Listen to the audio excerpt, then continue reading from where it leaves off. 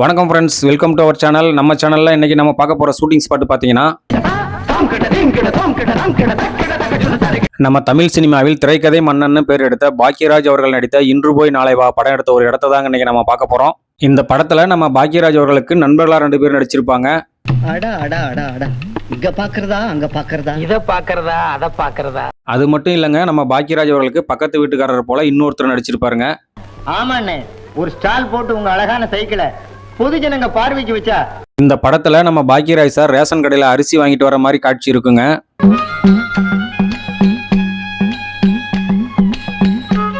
அந்த ரேஷன் கடை போர்டில் பாப்பநாயக்கன் பாளையம்னு எழுதியிருப்பாங்க. இந்த படம் 1981 திரையரங்கில் வெளியாயிருக்குங்க. இன்றைய தேதிக்கு கிட்டத்தட்ட 45 வருடங்கள். இந்த 45 வருடங்களுக்கு பிறகு இன்று போய் நாளை வா படத்தில் பாப்பநாயக்கன் பாளையமாக காட்டப்பட்ட இடம் இன்றைக்கு எப்படி இருக்குது அப்படின்றத பற்றி தாங்க இந்த வீடியோவில் நம்ம பார்க்க போகிறோம். அதுக்கு முன்னாடி இந்த இடம் எங்கே இருக்குது அப்படின்னு கேட்டிங்கன்னா, நம்ம தமிழ்நாட்டின் தலைநகர் சென்னையில் இருக்கக்கூடிய புரசைவாக்கத்தில் தாங்க நிறைய காட்சிகள் எடுக்கப்பட்டிருக்கு.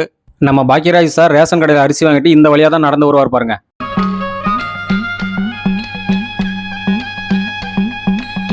நம்ம பாக்யராஜ் சார் அங்கே நடந்து வருவாருங்க. அவருடைய அப்பா எதிர் திசையில் இந்த கார் நிற்கிற செவத்துக்கு பக்கத்தில் தான் நடந்து வர்ற மாதிரி காட்சி இருக்கும் பாருங்க.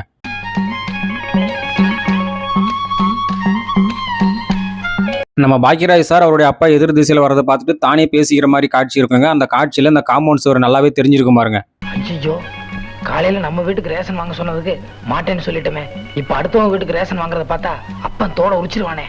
நம்ம பாக்யராஜ் சார் அவருடைய அப்பா வர்றதை பார்த்துட்டு குப்பை தொட்டில அரிசியை ஒளிச்சு வைப்பாருங்க. இந்த கார் நிற்கக்கூடிய இடத்துல தான் அந்த குப்பை தொட்டி இருக்கும் பாருங்க.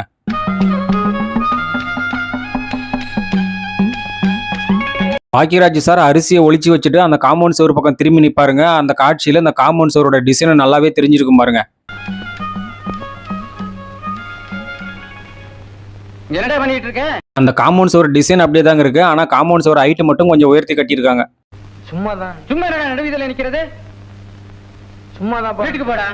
படத்துல பாப்பநாயக்கன் பாளையம்னு காட்டியிருப்பாங்க. ஆனா அது அங்கெல்லாம் எடுக்கப்படலைங்க. இந்த காம்பவுண்ட் சுவர் டிசைனை வச்சு இந்த காட்சி சென்னை புரசைவாக்கத்தெல்லாம் எடுக்கப்பட்டது அப்படின்றத உறுதியாவே நம்ம சொல்லலாங்க. நீங்க போங்கப்பா, நான் அப்புறமா பின்னாடி போய்க்கிறேன். சொல்லிட்டே இருக்கேன்ல, போடா.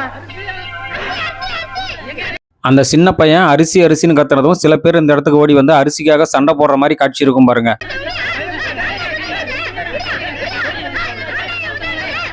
அவங்க சண்டை போடுறத பார்த்துட்டு நம்ம பாக்யராஜ் சார் அப்பா சண்டையை நிறுத்த சொல்லுவார் பாருங்க.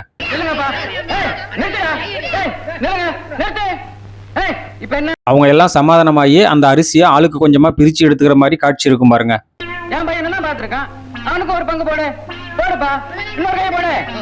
இதையெல்லாம் பார்த்த நம்ம பாக்யராஜ் சார் அவருக்கே ஒரு ஸ்டைலில் ஒரு முழிச்சிருப்பாருங்க. அந்த காட்சியில இப்போ நீங்கள் பார்த்துட்டு இருக்கக்கூடிய இந்த வீடு நல்லாவே தெரிஞ்சிருக்கும் பாருங்க. அது ஓட்டு வீடு தான், மேலே தார்பாலின் போட்டு மூடி இருக்காங்க.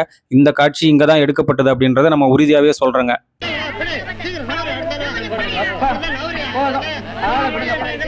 இதற்கு அடுத்த காட்சியில நம்ம பாக்யராஜ் சார் அப்பா உன்னால 1 கிலோ அரிசி லாபம் வீட்டுக்கு வந்து சேருன்னு சொல்ற மாதிரி காட்சி இருக்குங்க. அந்த காட்சியிலையும் பாருங்க இந்த இடம் நல்லாவே தெரிஞ்சிருக்கும். உன்னால 1 கிலோ அரிசி எனக்கு லாபம் வீட்டுக்கு வந்து சேரு. இதற்கு அடுத்த காட்சியில தாங்க அவர் பக்கத்து வீட்டுக்காரர்கிட்ட 25 ரூபா கடன் கேட்கற மாதிரி காட்சி இருக்கும். அந்த காட்சியுமே இங்க தான் எடுத்திருப்பாங்க பாருங்க. ஒரு 25 ரூபா பணம் இருக்கா? பணமா? எதுக்கு? அரிசி வாங்கிட்டு வந்தேன். இதற்கு அடுத்த காட்சியில நம்ம பாக்யராஜ் சார் அவருக்கே ஒரு அப்பாவித்தனத்தோடு பேசுவார் பாருங்க.